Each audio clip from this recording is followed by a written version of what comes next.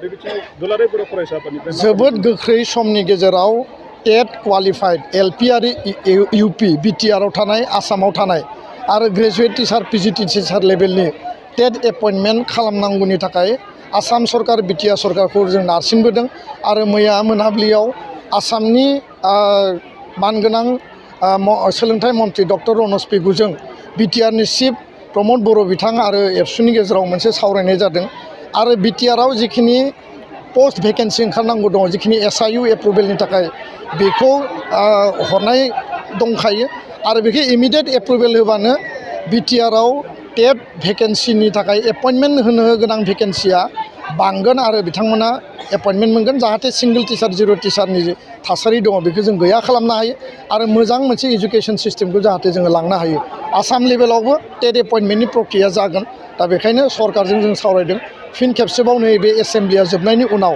Education डिपार्टमेन्टजों final discussion दङ बिनि उनावनो रिक्रुटमेन्टनि जि थासारि बियो गेवगोन आरो एपइन्टमेन्ट प्रक्रिया आरम्भ जागोन गोजोन्थों।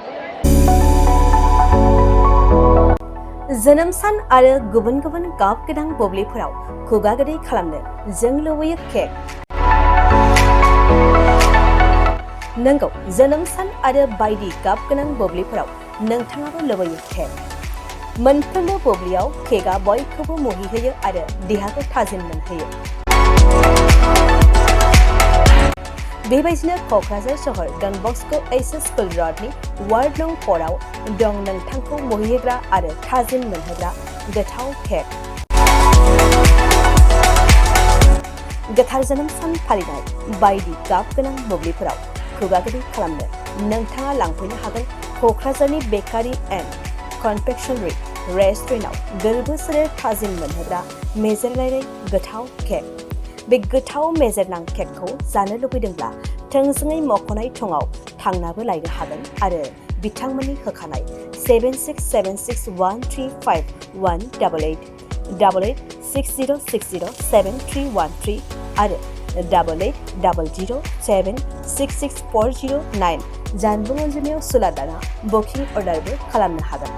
अब्ला माखौथो नेना थाखो? जोनोम सान आरो गाब गोनां बुब्लिनि थाखाय दानो अर्डार खालाम बेकारि एन्ड कनफेक्शनारि रेस्टुरेन्टआव केक।